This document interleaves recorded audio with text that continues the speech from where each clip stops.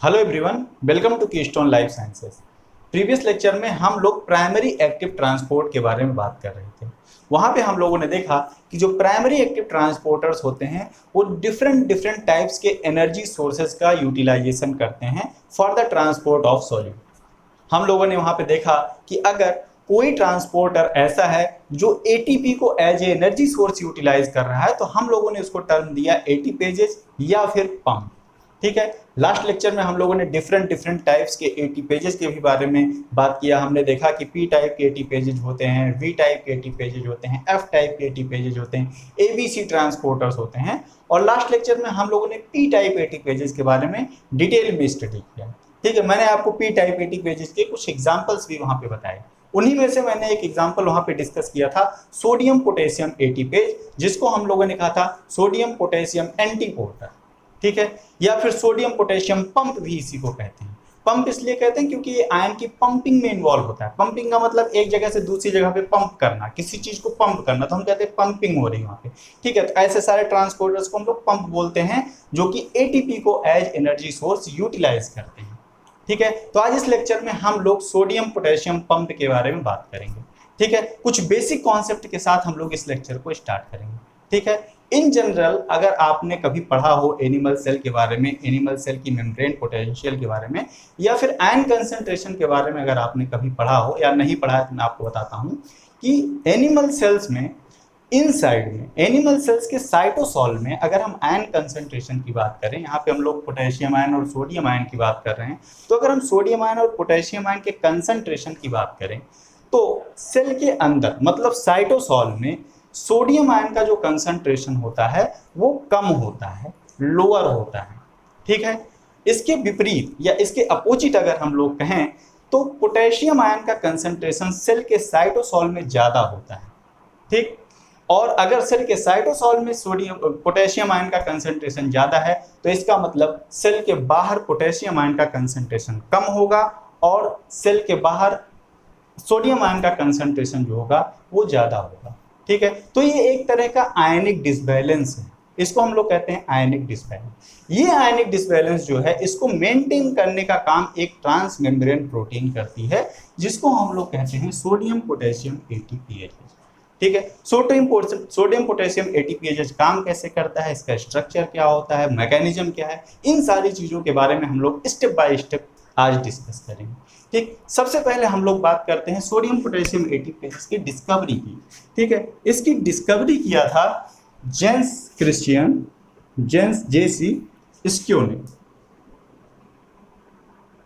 इन 1957 में gents Christian skew ने इसकी डिस्कवरी की। ठीक है, और इस डिस्कवरी के लिए इनको 1997 में नोबेल प्राइज मिला इन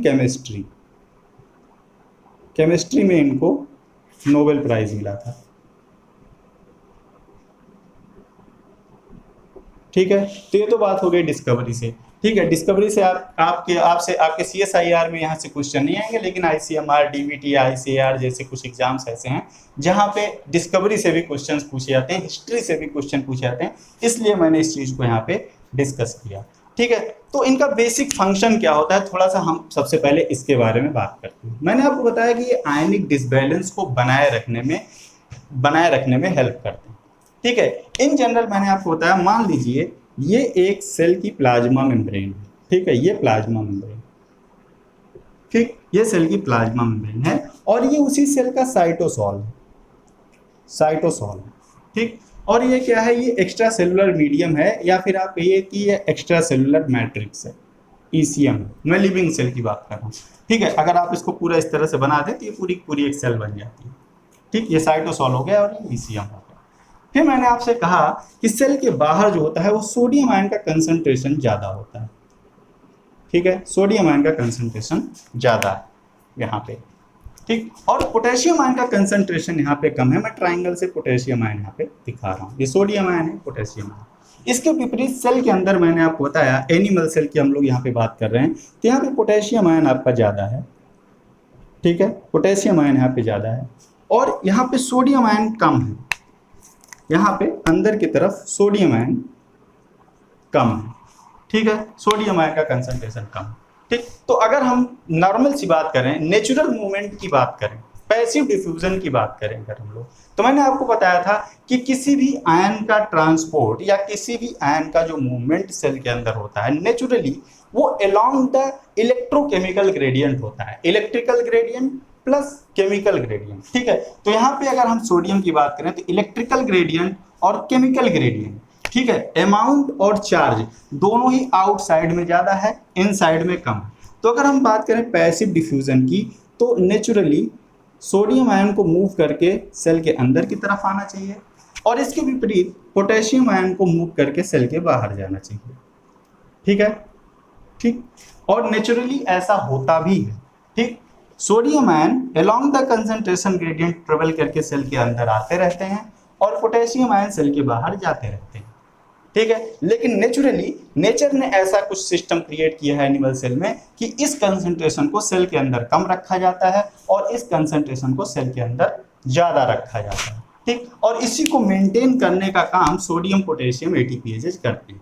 यहाँ पे इसीलिए सोडियम पोटेशियम एटीपीएजेज हैं, ये क्या करते हैं, ये इस सोडियम आयन को बाहर पंप करते हैं। एक बार में 3 सोडियम आयन बाहर जाता है, ठीक, और 2 पोटेशियम आयन अंदर आता रहता है। ठीक, इस तरह से ये क्या करते हैं, मेम्ब्रेन पोटेंशियल को मेंटेन रखने में हेल्प करते हैं और जो आयनिक डिसबैलेंस है उसको बनाए रखते हैं। इससे होता क्या है कि बाहर के साइड में ढेर सारे सोडियम आयन एक्यूमुलेट होते रहते हैं और इसी सोडियम आयन का यूज बहुत सारे मॉलिक्यूल्स के सेकेंडरी एक्टिव ट्रांसपोर्ट में किया जाता है। इसके बारे में हम लोग आगे बात करेंगे। ठीक है, तो ये सोडियम पोटेशियम पंप काम कैसे करता है, मैंने आपको बताया कि ये एटीपीएज है, इसका मतलब ये एटीपी को यूटिलाइज करेगा। तो ये क्या करता है, हर एक साइकिल में एक एटीपी की हाइड्रोलिसिस करता है, एटीपी को एडीपी में कन्वर्ट करता है। ठीक है, एटीपी क्या करता है, अपना फॉस्फेट डोनेट कर देता है इस एटीपीएच को। ठीक है, जैसे ही ये फॉस्फेट यहाँ ट्रांसपोर्टर पे लगता है, ट्रांसपोर्टर एक्टिव हो जाता है और ये अपना काम करने लगता है। ठीक है, किस तरह से करता है आगे बात करते हैं।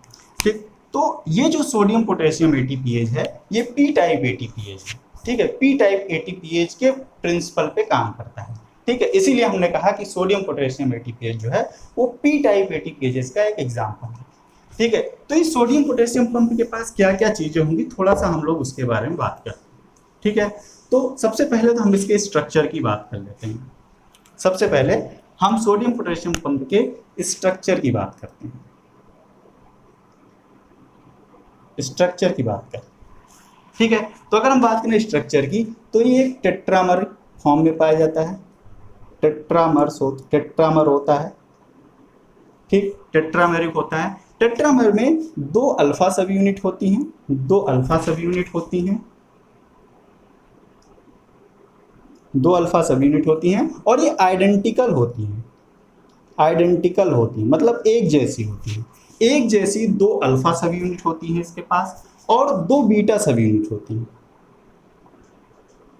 ठीक, 2 बीटा सब यूनिट होती हैं। ठीक है, 2 बीटा सब यूनिट 2 और 2 4, इसीलिए टेट्रामर मैंने कहा। ठीक, टेट्रामेरिक फॉर्म में पाया जाता है। ठीक, लिखा कैसे जाता है, अल्फा 2 बीटा 2। ठीक, इस तरह से लिखा जाता है। अब हम एक एक सब यूनिट के बारे में थोड़ी थोड़ी बात कर लेते हैं। अल्फा सब यूनिट जो होती है ये लार्ज होती है, मतलब बड़ी होती है, और ये कैटालिटिक सब यूनिट होती है। कैटालिटिक सब यूनिट, ठीक, कैटालिटिक सब यूनिट। कैटालिटिक सब यूनिट का मतलब ये होता है कि इस ट्रांसपोर्टर का इस एटीपीएच के जितने भी फंक्शन होते हैं, तो फंक्शन क्या हो गया, एक तो ट्रांसपोर्ट हो गया, ट्रांसपोर्ट प्रोटीन है तो आयन का ट्रांसपोर्ट। ठीक है, तो आयन का ट्रांसपोर्ट कौन परफॉर्म करेगा, कैटालिटिक सब यूनिट, अल्फा सब यूनिट परफॉर्म करेगी। ठीक, इसके अलावा एक और कैटालिटिक प्रॉपर्टी इसके पास एटीपीएच, मतलब एटीपी की हाइड्रोलिसिस। तो एटीपी की हाइड्रोलिसिस कौन करेगा, अल्फा सब यूनिट करेगी। ठीक, तो आयन का ट्रांसपोर्ट और एटीपी की हाइड्रोलिसिस दोनों ही काम कौन करेगा, अल्फा सब यूनिट। ठीक है, तो आपसे सवाल पूछा जा सकता है कि सोडियम बाइंडिंग साइट किस सब यूनिट में पाई जाएगी, पोटेशियम बाइंडिंग साइट किस सब यूनिट में पाई जाएगी, एटीपी बाइंडिंग साइट किस सब यूनिट में पाई जाएगी, फास्फोराइलेशन की साइट किस पोजीशन किस सब यूनिट में पाई जाएगी। तो सारा आंसर आपका होता है अल्फा सब यूनिट में पाई जाती है। ठीक है, इसके पास क्या है, सोडियम बाइंडिंग साइट भी है, पोटेशियम बाइंडिंग साइट भी है, एटीपी बाइंडिंग साइट भी है, फास्फोराइलेशन की भी साइट है, फास्फोराइलेशन की भी साइट इसी के पास है। ठीक है, सारी साइट्स इसके पास, ठीक है, क्वेश्चन आपसे पूछा जा सकता है। तो बीटा सब यूनिट का क्या काम है? बीटा सब यूनिट इस सारे प्रोसेस को, जितनी भी कैटालिटिक एक्टिविटी यहाँ पे आपका सोडियम पोटेशियम एटीपीएच परफॉर्म कर रहा है, इस सारी की सारी एक्टिविटी को रेगुलेट करने का काम कौन करेगा? रेगुलेशन का काम कौन करेगा? आपका बीटा सब यूनिट करेगी, और ये स्मॉल सब यूनिट होती है, ठीक, ये स्मॉल सब यूनिट होती है, ठीक है।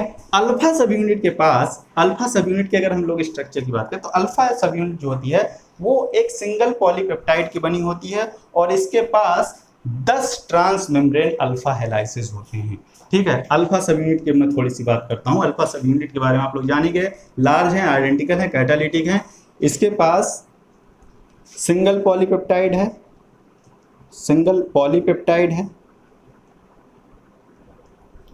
सिंगल पॉलीपेप्टाइड है, और 10 ट्रांस मेम्ब्रेन अल्फा हेलाइसिस होते हैं इसके पास, 10 ट्रांस मेम्ब्रेन अल्फा हेलाइसिस होते हैं, टेट्रामेरिक होती है। मैं बना के दिखाता हूँ आपको, ठीक है। ये मान लीजिए कि मेम्ब्रेन है, ठीक है, यहाँ पे सोडियम पोटेशियम एटीपीएच इसके पास में प्रेजेंट, ठीक।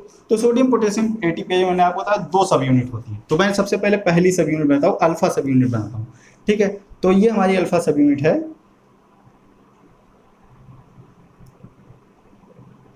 1,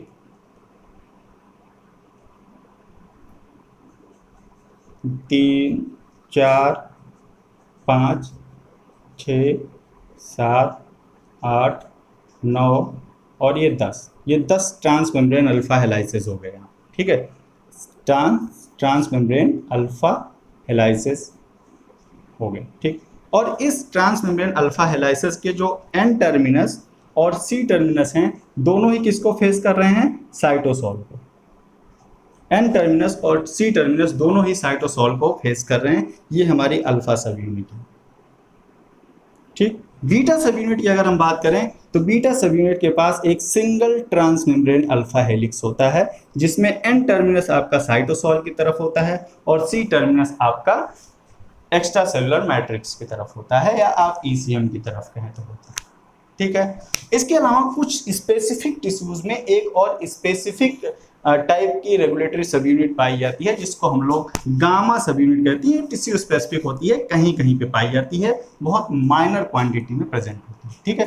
तो मेम्ब्रेन में हमने कहा कि टेट्रामेरिक फॉर्म में होता है, तो यहाँ पे आपको 2 सब यूनिट दिख रही होंगी, एक अल्फा दिख रही है, एक बीटा दिख रही है, बाकी के 2 कहाँ हैं? तो बाकी की 2 इसके पीछे होंगी, ठीक है, वो आपको नहीं दिख सकती क्योंकि 3D स्ट्रक्चर नहीं है ये, ठीक है। तो बाकी की 2 इसके इसी के जस्ट पीछे लगी होंगी, ठीक है। तो इसी तरह से 2 अल्फा और 2 बीटा, एक दूसरी बीटा इसके पीछे लगी हुई, तो 2 बीटा, ठीक है। तो इस तरह से कुछ स्ट्रक्चर होता है हमारे सोडियम पोटेशियम एटीपीएच का, ठीक है। तो सोडियम पोटेशियम एटीपीएच क्या करता है? आयनिक डिसबैलेंस में, मैंने कहा कि 3 सोडियम आयन को ये बाहर पंप करता है और 2 पोटेशियम आयन को ये अंदर पंप करता है, ठीक। इसका मतलब ये हुआ कि जो हमारी अल्फा सब यूनिट है या हमारा जो सोडियम पोटेशियम एटीपीएच है, इसके पास 2 तरह के आयंस के लिए बाइंडिंग साइट्स होती हैं, ठीक है। 2 तरह के आयंस के लिए बाइंडिंग साइट होती है। इसका मतलब ये हुआ कि ये जो ट्रांसपोर्टर है, ये 2 तरह के कन्फॉर्मेशन में एग्जिस्ट करेगा। एक कन्फॉर्मेशन ऐसा होगा जिसमें ये सोडियम से बाइंड करेगा, और एक दूसरा कन्फॉर्मेशन होगा जिसमें ये पोटेशियम से बाइंड करेगा, ठीक है। तो इसके पास सोडियम की भी बाइंडिंग साइट होनी चाहिए और पोटेशियम की भी बाइंडिंग साइट होनी चाहिए, ठीक है। और इन्हीं दोनों की बाइंडिंग एफिनिटी के आधार पर ये लिखा जाता है, ये 2 तरह के कन्फॉर्मेशनल फॉर्म में एग्जिस्ट करते हैं। एक तो होता है E1 कन्फॉर्मेशन और दूसरा होता है E2 कन्फॉर्मेशन, ठीक। तो जो हमारा एंजाइम है या हमारा ट्रांसपोर्टर है, वो 2 तरह के कन्फॉर्मेशन में एग्जिस्ट करता है। जो हमारा E1 कन्फॉर्मेशन होता है, ये होता है डीफॉस्फोराइलेटेड कन्फॉर्मेशन, डीफॉस्फोराइलेटेड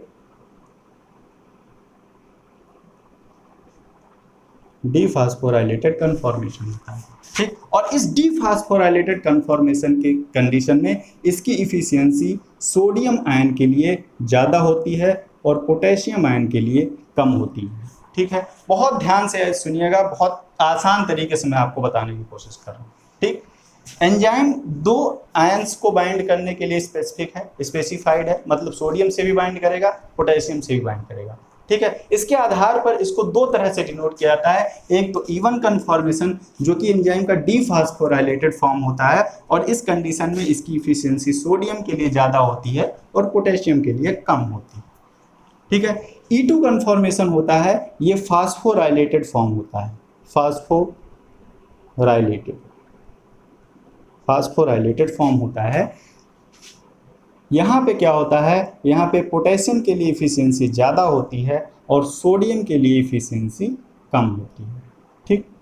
और ये जो एंजाइम होता है, इन दोनों ही कन्फॉर्मेशन में साइकिलिंग इसकी चलती रहती है, ठीक। एक बार फास्फोराइलेट होगा, फिर डीफास्फोराइलेट होगा, और ये साइकिल बहुत तेजी से चलती है, बहुत ही फास्ट होती है, इफिशियंट होती है, मिली सेकेंड में ये साइकिल्स पूरी हो जाती हैं, ठीक है। इसीलिए ये जो पंपिंग है ये बहुत ही तेजी से होती है। अगर एक कंपोनेंट यहाँ पे कम हो जाए, अगर आयन का कंसंट्रेशन में कुछ डिफरेंस हो जाए, मतलब सोडियम आयन कम हो जाए अपने साइड पे, या पोटेशियम आयन कम हो जाए, कुछ भी एक डिस्टर्बेंस भी अगर आ जाता है तो क्या होता है, ये पूरी की पूरी साइकिल रुक जाती है, ठीक है। फॉर एग्जाम्पल अगर हम लोग बात करें, तो अगर हम बात करें किसी इनहिबिटर की, फॉर एग्जाम्पल उवेन की बात करें, ठीक। उवेन क्या करता है, उवेन जो है इस एंजाइम को एक ही कन्फॉर्मेशन में ले जाकर के रिस्ट्रिक्ट कर देता है, ठीक। डीफॉस्फोराइलेटेड कन्फॉर्मेशन में ही रिस्ट्रिक्ट कर देता है, जिसकी वजह से पोटेशियम बाइंडिंग्स वहां पे रुक जाती है, ठीक। अगर पोटेशियम बाइंडिंग रुक जाती है तो ये पूरा का पूरा ट्रांसपोर्टर अपना नॉर्मल फंक्शन करना उसी समय बंद कर देता है।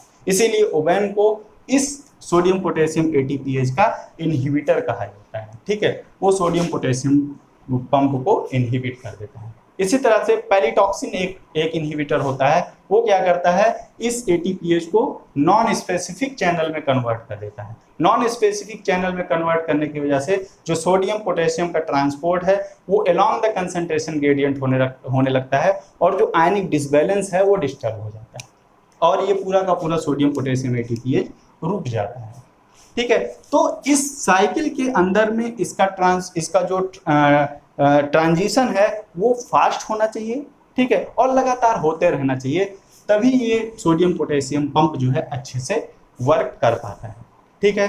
तो एक साइकिल में एग्जैक्टली होता क्या है, एक बार फिर से हम लोग इसको डिस्कस करते हैं। मैंने कहा कि अगर सोडियम पोटेशियम पंप एक बार ऑपरेट होता है तो क्या होता है, ठीक है, एक सिंगल साइकिल में क्या होता है, ठीक। तो ये अगर हमारी मेम्ब्रेन है, प्लाज्मा मेम्ब्रेन है, इस चीज़ को थोड़ा सा ध्यान से समझिएगा। ये प्लाज्मा मेम्ब्रेन है, यहाँ पे सोडियम पोटेशियम एटीपीएच लगा हुआ है, ठीक है।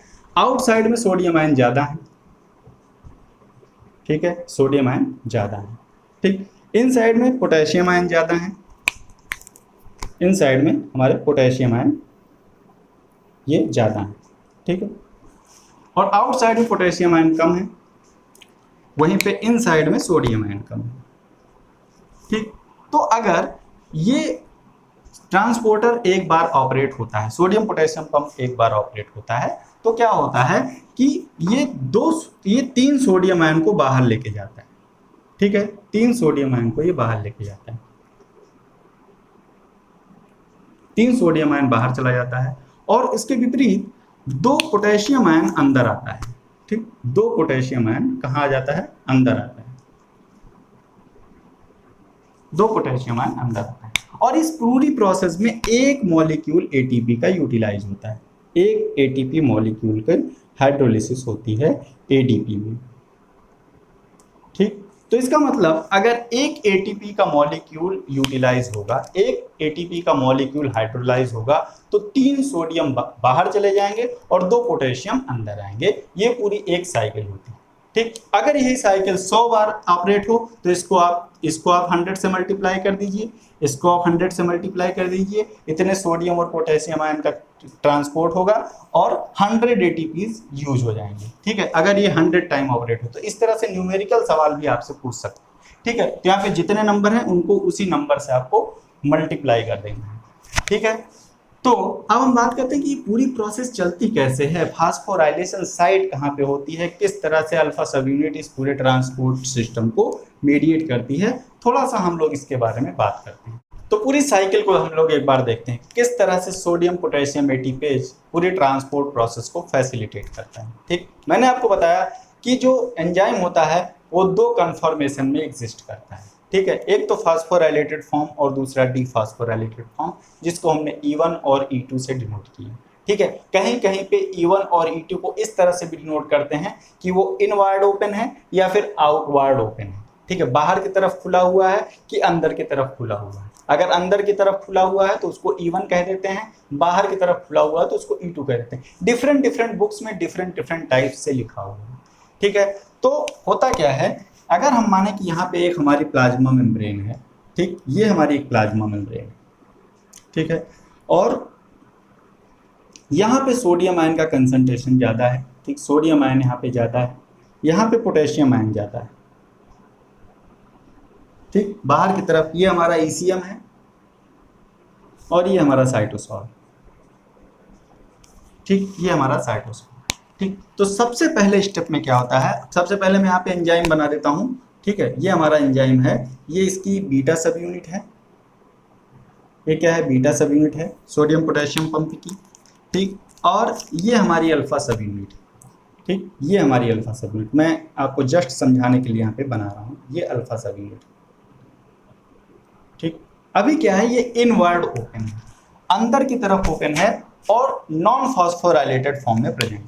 ठीक, यहाँ पे ये कुछ साइटोसोलिक डोमेन्स हैं इसके, मैंने आपको बताया था जो पी टाइप एटीपी जो होते हैं उसमें 3 साइटोसोलिक डोमेन होते हैं और उसी में फास्फोराइलेशन की साइट, उसी में एटीपी बाइंडिंग साइट भी पाई जाती है। ठीक है, तो यहाँ पे एटीपी बाइंडिंग साइट और फास्फोराइलेशन की साइट यहाँ पे साइटोसोलिक डोमेन पे है। और ये जो हमारा मेम्ब्रेन स्पैनिंग रीजन है, ठीक है, ये हमारा ट्रांसपोर्टर काम करता है। और बीटा सब यूनिट जो है वो हमारी क्या है, बीटा सब यूनिट हमारी रेगुलेटरी सब यूनिट है। ये सारी चीज़ें मैंने आपको पी टाइप 80 पेजेज वाले जो हमारा लेक्चर था उसमें मैंने अच्छे से बताया हुआ है, आप लोग उसको चेकआउट कर सकते हैं। ठीक है, तो मैंने यहाँ पे एक पी टाइप 80 पेज का ही स्ट्रक्चर बनाया जो कि हमारा सोडियम पोटेशियम पंप को यहाँ पे रिप्रेजेंट कर रहा है। ठीक, फिर मैंने आपको बताया था कि अल्फा सब यूनिट के पास ही सारी कैटालिटिक प्रॉपर्टीज हैं, तो मैंने सारी कैटालिटिक प्रॉपर्टीज में आपको इसी सब यूनिट में भी बना के दिखाऊंगा कि किस तरह से एटीपीएज एक्टिवेट हो रहा है, किस तरह से क्या हो रहा है। दूसरा, इसी के पास मैंने आपको बताया था सोडियम की भी बाइंडिंग साइट्स हैं और पोटेशियम की भी बाइंडिंग साइट्स हैं। ठीक है, तो मैं सोडियम और पोटेशियम दोनों की बाइंडिंग साइट्स यहाँ पे बना देता हूँ। ये हमने 3 सोडियम की बाइंडिंग साइट बनाया हुआ है। ठीक है, 3 सोडियम बाइंडिंग साइट मैंने यहाँ पे बना दी और 2 पोटेशियम की बाइंडिंग साइट इसी सब यूनिट के पास में है। ये दोनों जो साइट्स हैं ये दोनों ही क्या हैं, ये पोटेशियम बाइंडिंग साइट्स हैं। ठीक है, पोटेशियम बाइंडिंग साइट्स। अभी ये इनवर्ड ओपन है। ठीक, मैंने आपसे कहा था कि जो सोडियम पोटेशियम पंप होता है ये अंदर से बाहर की तरफ सोडियम आयन को ले जाता है। ठीक, इनवर्ड ओपन है, ये एंजाइम का E1 फॉर्म है क्योंकि ये फास्फोराइलेटेड भी नहीं है। ठीक, इस कंडीशन में क्या होता है, इस कंडीशन में 2 चीज की बाइंडिंग होती है। पहले तो यहाँ से 3 सोडियम आयन बाइंड करेंगे अपनी बाइंडिंग साइट से। ठीक, 3 सोडियम आयन अपनी बाइंडिंग साइट से बाइंड करेंगे और एटीपी अपनी बाइंडिंग साइट से बाइंड करेगा। एटीपी बाइंड करेगा एटीपी बाइंडिंग साइट से। ठीक है, तो पहले स्टेप में क्या होगा एग्जैक्टली, तो फर्स्ट स्टेप में यहाँ पे क्या होगा, sodium 3 sodium and ATP binding, 3 sodium and ATP binding. ठीक, फर्स्ट स्टेप में यही होगा। ठीक है, तो नेक्स्ट पिक्चर में आप क्या देखने को मिलेगा, नेक्स्ट पिक्चर में जब हम बनाएंगे तो यहाँ पे ये आपका बीटा सब यूनिट हो गई, बीटा, और ये अल्फा सब यूनिट।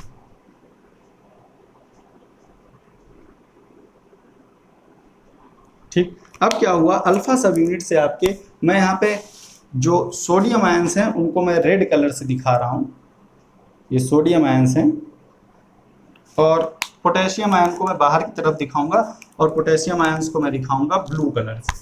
ठीक है, ये ब्लू कलर से ट्राइंगल शेप में क्या है, ये पोटेशियम आयन। ठीक है, ये बाहर की तरफ मैंने दिखाया है लो कंसंट्रेशन, अंदर की तरफ सोडियम आयन लो कंसंट्रेशन में।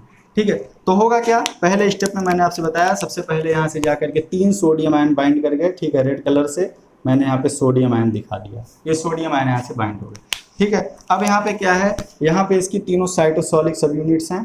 ठीक है, साइटोसोलिक सब यूनिट्स में ये एटीपी बाइंडिंग साइट्स हैं, यहाँ से एटीपी जा करके बाइंड हो जाएगा। जैसे ही एटीपी यहाँ पे आके बाइंड हुआ, ठीक है, जैसे ही यहाँ पे एटीपी आके बाइंड हुआ, इसकी एटीपेज सब यूनिट एक्टिवेट हो जाती है। यहाँ पे क्या होगा, एटीपेज सब यूनिट एक्टिवेट हो जाएगी, एक्टिवेशन ऑफ एटीपेज। जैसे ही एटीपेज अपनी बाइंडिंग साइट से बाइंड हुआ, एटीपेज एक्टिविटी एक्टिवेट हो गई। अभी भी एंजाइम क्या है, E1 कन्फॉर्मेशन में है और इसकी इफिशियंसी अभी भी सोडियम के लिए ही है। मैंने बताया था नॉन फॉस्फोराइलेटेड E1 फॉर्म में सोडियम के लिए इफिशियंसी ज़्यादा होती है। ठीक है, नेक्स्ट स्टेप में क्या होगा, नेक्स्ट स्टेप में एटीपी की हाइड्रोलिसिस होगी और इस ट्रांसपोर्टर का या इस सोडियम पोटेशियम एटीपेज का फास्फोराइलेशन होगा। जैसे ही ये एटीपी एडीपी में कन्वर्ट होगा, ये अपना फॉस्फेट डोनेट कर देगा फास्फोराइलेशन साइट को। और मैंने आपको बताया था कि जो पी टाइप एटीपेजेस होते हैं वहां पे फास्फोराइलेशन स्पेसिफिक एस्पार्टेट रेजिड्यू पे होता है। इसका मतलब अभी सोडियम पोटेशियम एटीपेज का फास्फोराइलेशन होगा और कहाँ पे होगा, एस्पार्टेट रेजिड्यू पे होगा। याद रखिएगा, सोडियम पोटेशियम एटीपेज का फास्फोराइलेशन एस्पार्टेट रेजिड्यू पे होता है। ठीक है, तो अब क्या होगा, एटीपी की हाइड्रोलिसिस होगी, एटीपी हाइड्रोलिसिस या एटीपी का ब्रेकडाउन होगा। और दूसरा काम क्या होगा, एस्पार्टेट पे फास्फोराइलेशन होगा, एस्पार्टेट पे फास्फोराइलेशन। ठीक है, स्पेसिफिक एस्पार्टेट रेजिड्यू पे फास्फोराइलेशन हो जाएगा। ठीक, तो नेक्स्ट पिक्चर में हम दिखाते हैं यहाँ पे आपको, ये हमारी मेम्ब्रेन थी। ठीक है, यहाँ पे हमारा ट्रांसपोर्टर बना हुआ था। ठीक है, ये बीटा सब यूनिट और ये हमारा पूरा ट्रांसपोर्टर है।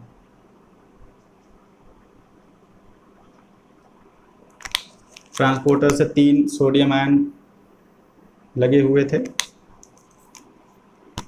और ये बाकी के तीनों सब यूनिट्स। ठीक, यहाँ पे क्या हुआ कि एटीपी जो है कन्वर्ट हो गया आपका एडीपी में। ठीक, और जैसे ही एडीपी में कन्वर्ट हुआ, इसने एंजाइम को छोड़ दिया। ठीक है, एंजाइम को छोड़ देने के बाद यहाँ पे इसने क्या किया, एक स्पेसिफिक एस्पार्टेट रेजिड्यू पे एंजाइम का फास्फोराइलेशन कर दिया। ठीक है, जैसे ही एंजाइम फास्फोराइलेट हुआ, इसका कन्फॉर्मेशन चेंज होगा। ठीक, मैंने आपको बताया था कि फास्फोराइलेशन, किसी भी प्रोटीन का फास्फोराइलेशन एक तरह का कोवेलेंट मॉडिफिकेशन है और जैसे ही उस प्रोटीन का फास्फोराइलेशन किया जाता है, उसके कन्फॉर्मेशन में चेंज होता है। तो नेक्स्ट स्टेप में क्या होगा, कन्फॉर्मेशनल चेंज होगा, कन्फॉर्मेशनल चेंज। ठीक, अब कन्फॉर्मेशनल चेंज का मतलब क्या हुआ, ये एंजाइम जो अभी तक E1 में एग्जिस्ट कर रहा था, अब ये E2 कन्फॉर्मेशन की तरफ जाएगा, अब ये E2 कन्फॉर्मेशन में कन्वर्ट होगा। ठीक है, तो नेक्स्ट पिक्चर में आपको क्या देखने को मिलेगा कि ये हमारा एंजाइम जो है, ये हमारा एंजाइम E2 फॉर्म में कन्वर्ट होगा और ये आउटवर्ड ओपन हो जाएगा, बाहर की तरफ ओपन हो जाएगा। ये हमारा एंजाइम जो है ये बाहर की तरफ ओपन हो जाएगा। ये हमारी बीटा सब यूनिट सेम रहेगी। ठीक है, अल्फा सब यूनिट में चेंज हुआ क्योंकि अल्फा सब यूनिट का यहाँ पे फास्फोराइलेशन हुआ। अब अल्फा सब यूनिट क्या होगा, वो बाहर की तरफ खुलेगी। ठीक है, आउटवर्ड ओपनिंग हो गई इसकी। ठीक, बाहर की तरफ ओपन हो गई और ये बाकी की सब यूनिट है, 1 2 3 बाकी की सब यूनिट्स हैं। ठीक, यहाँ पे फास्फोराइलेशन हुआ है एस्पार्टेट पे। ठीक है, अब यहाँ पे क्या होगा, ये हमारे तीनों सोडियम जुड़े हुए हैं। ठीक है, और यहाँ पे ये हमारी पोटेशियम बाइंडिंग साइट है। ठीक है, ये पोटेशियम की बाइंडिंग साइट। ठीक, यहाँ पे पोटेशियम आयन प्रेजेंट है। ठीक, और ये एंजाइम जैसे ही कन्फॉर्मेशन चेंज हुआ, ये एंजाइम पहुँच गया अपने E2 कन्फॉर्मेशन में, जो कि फास्फोराइलेटेड एंजाइम का कन्फॉर्मेशन होता है। फास्फोराइलेटेड फॉर्म में ये E2 फॉर्म में एग्जिस्ट करता है। ठीक है, तो फास्फोराइलेशन जैसे हुआ, मैंने आपको बताया था कि फास्फोराइलेटेड फॉर्म जो होता है वो सोडियम आयन के लिए लेस एफिशिएंट होता है, उसकी एफिनिटी सोडियम आयन के लिए कम होती है। इसका मतलब ये हुआ कि अब इस कन्फॉर्मेशन में पहुंचते ही सोडियम आयन क्या होगा, वो रिलीज हो जाएगा। 3 सोडियम आयन क्या हो जाएगा, वो रिलीज होना शुरू हो जाएगा। और ये जो 2 पोटेशियम आयन है, ये क्या होंगे, इनकी बाइंडिंग शुरू हो जाएगी। ठीक है, तो नेक्स्ट पिक्चर में क्या होगा, ये तीनों सोडियम आयन बाहर रिलीज हो जाएंगे और पोटेशियम आयन क्या होगा, वो आकर के बाइंड कर जाएगा। पोटेशियम आयन बाइंड कर जाएगा। अब यहाँ से पोटेशियम आयन की बाइंडिंग हम दिखाएंगे। ये हमारा एंजाइम है, ये हमारा बीटा सब unit, this is the beta सब यूनिट, एंड ये हमारा अल्फा सब यूनिट है, और ये आउटवर्ड ओपन है, आउटवर्ड ओपन है, और ये फास्फोराइलेटेड फॉर्म में है।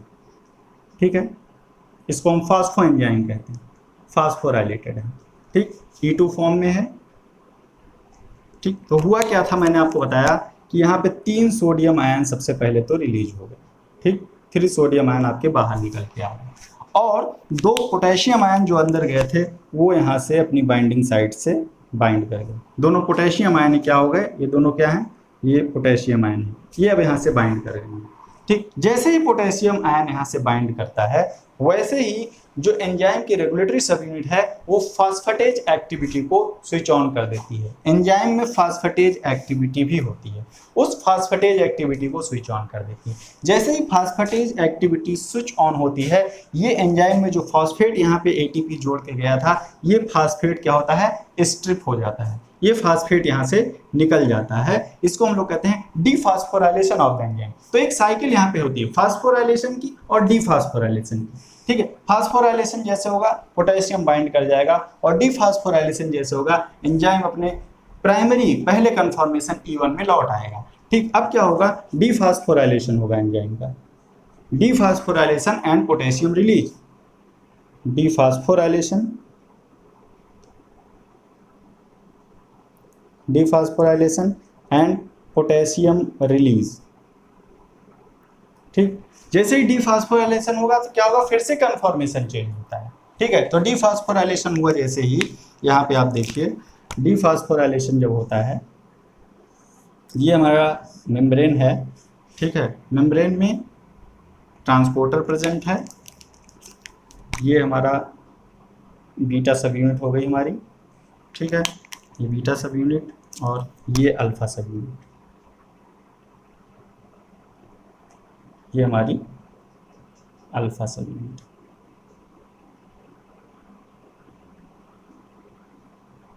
ये हमारी अल्फा सब यूनिट। ठीक है, अल्फा सब यूनिट से हमने आपको बताया कि 2 पोटेशियम हमारे बाइंड थे। ठीक है, 2 पोटेशियम बाइंड हुए। जैसे ही ये पोटेशियम बाइंड हुआ, फास्फेटेज एक्टिविटी स्टार्ट हो गई। ठीक, फास्फेटेज एक्टिविटी के स्टार्ट होते ही क्या हुआ, ये जो आउटवर्ड ओपन था ये चीज़ फिर से चेंज हो गया, ये कन्फॉर्मेशन फिर से चेंज हो गया। ठीक है, ये कन्फॉर्मेशन चेंज हुआ, और हुआ क्या, ये एंजाइम वापस से इनवर्ड ओपन हो गया। ठीक है, ये वापस से इनवर्ड ओपन हो गया।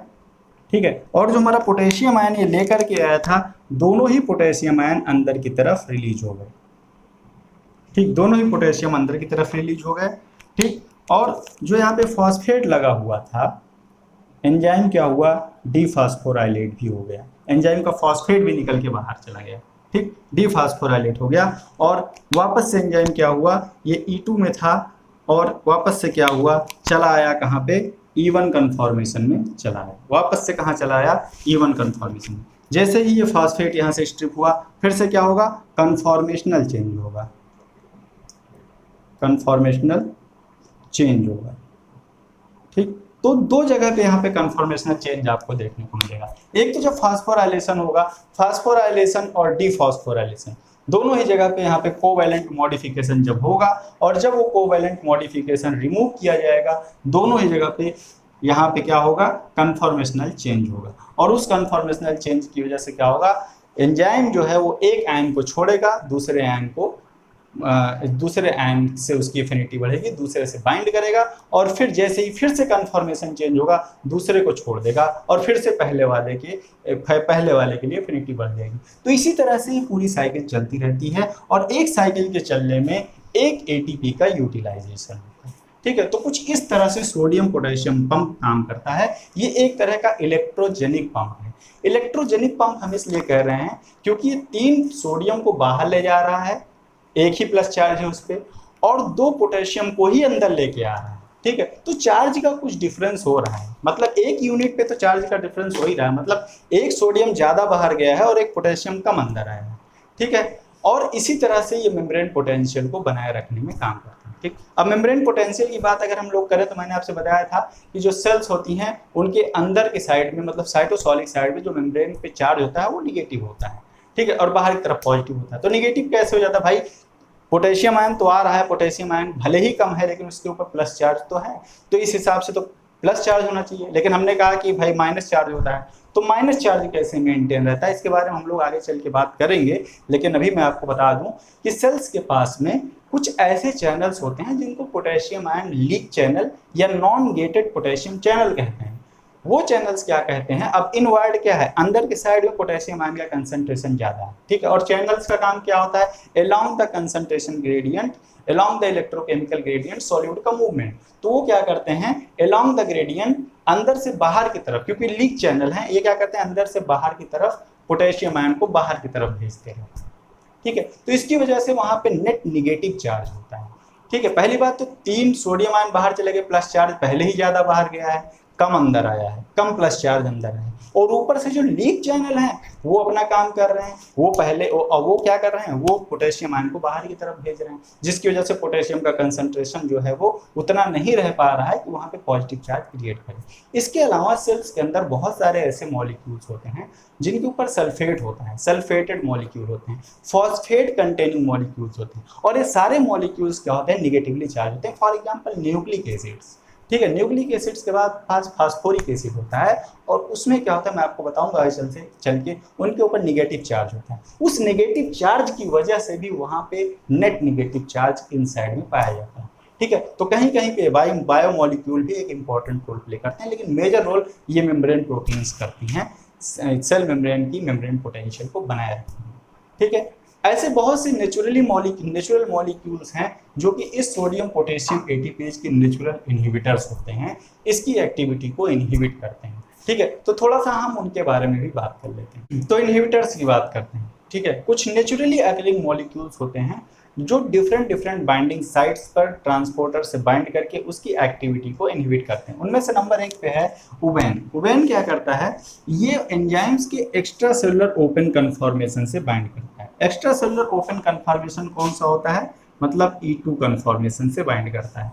और E2 कन्फॉर्मेशन क्या होता है, पोटेशियम बाइंडिंग के लिए रिस्पॉन्सिबल होता है। मतलब ये पोटेशियम के ट्रांसपोर्ट को पे ले जाकर के, पोटेशियम के ट्रांसपोर्ट के टाइम पर ले जाकर के ट्रांसपोर्टर को अरेस्ट कर देता है, जिससे कि ट्रांसपोर्ट प्रोसेस रुक जाती है, ठीक है।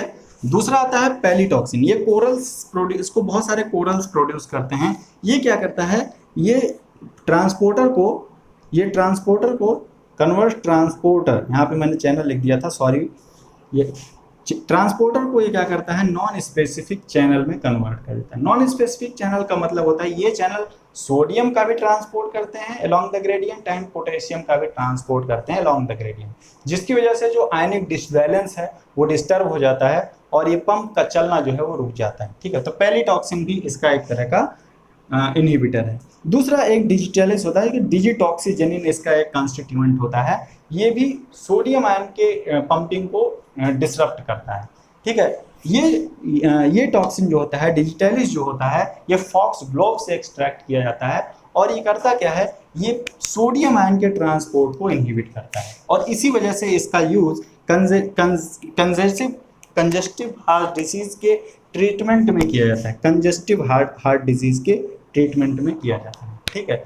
तो कैसे किया जाता है, ये करता क्या है, ये हार्ट मसल के कॉन्ट्रैक्शन को बढ़ा देता है, हार्ट मसल का कॉन्ट्रैक्शन बढ़ा देता है बिना हार्ट रेट को इंक्रीज किए हुए। हार्ट रेट पे कोई इफेक्ट नहीं पड़ता है, लेकिन ये हार्ट मसल के कॉन्ट्रैक्शन को बढ़ा देता है, ठीक है। तो हार्ट मसल के कॉन्ट्रैक्शन को किस तरह से बढ़ा देता है मैं आगे चल के इसके बारे में डिस्कस करूंगा, लेकिन अभी थोड़ा सा मैं आपको बता देता हूँ। किसी भी मसल के कॉन्ट्रैक्शन के लिए एक आयन की रिक्वायरमेंट होती है, आप लोग जानते होंगे कैल्शियम आयन की रिक्वायरमेंट होती है, ठीक है। तो ये करता क्या है, ये कैल्शियम के ट्रांसपोर्ट को प्रमोट करवाता है। किस तरह से प्रमोट करवाता है, डिजिटलिस करता क्या है, सोडियम पोटेशियम पंप को इनहिबिट कर देता है, जिसकी वजह से जो सोडियम का ट्रांसपोर्ट होता है फ्रॉम इनसाइड टू आउटसाइड वो रुक जाता है।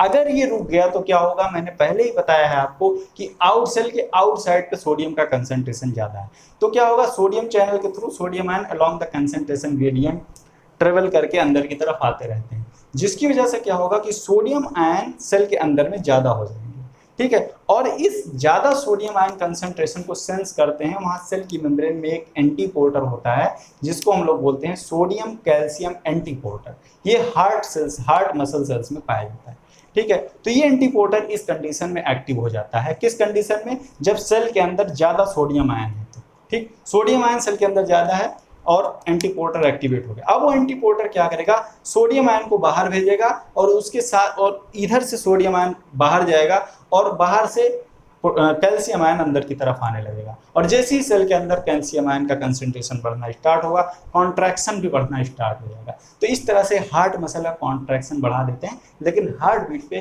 कोई इफेक्ट नहीं पड़ता है। ठीक है, तो ये तो ब्रीफ सी एक जानकारी मैंने आपको थोड़ा सा डिटेल में भी बताने की कोशिश किया सोडियम पोटेशियम पंप के बारे में। बहुत ही आराम से, बहुत ही सिंपल लैंग्वेज में मैंने यहाँ पे आपको सोडियम पोटेशियम पंप के बारे में बताया। ठीक है, तो इस लेक्चर को हम लोग यहीं पे फिनिश करते हैं। नेक्स्ट लेक्चर में हम लोग एक और पी टाइप एटीपेज के बारे में बात करेंगे, दैट इज कैल्शियम पंप के बारे में हम लोग बात करेंगे। बहुत ही इंपॉर्टेंट है वो भी, आज तक एग्जाम में नहीं पूछा गया है तो आगे पूछे जाने की संभावना है, इसलिए मैं उसके बारे में भी डिटेल में बात करूँगा। ठीक है, तो इस लेक्चर को हम लोग यहीं पे फिनिश करते हैं। अगर आपको हमारे लेक्चर्स इन्फॉर्मेटिव लग रहे हैं, अच्छे लग रहे हैं, तो हमारे चैनल को सब्सक्राइब कीजिए, हमारे साथ ज़्यादा से ज़्यादा जुड़िए, क्योंकि सारे लेक्चर्स फ्री हैं। आपको इस तरह से सिक्वेंसली फ्री में कहीं पे भी लेक्चर नहीं मिलेंगे और बहुत डिटेल में, बहुत ही डीप नॉलेज में आपके लिए लेकर के आता हूँ। इससे ज़्यादा आपसे एग्जाम में कुछ भी नहीं पूछा जा सकता। आज ही मैंने आपसे जो आपको पढ़ाया है, आप लोग पेपर उठा के देखिएगा, सोडियम पोटेशियम पंप से उससे बाहर कुछ भी नहीं पूछा गया होगा। ठीक है, तो इस लेक्चर को हम लोग यहीं पे फिनिश करते हैं, मिलते हैं नेक्स्ट लेक्चर में। तब तक आप लोग कीस्टोन लाइफ साइंसेज के साथ बने रहिए। Thank you for watching, see you in next lecture.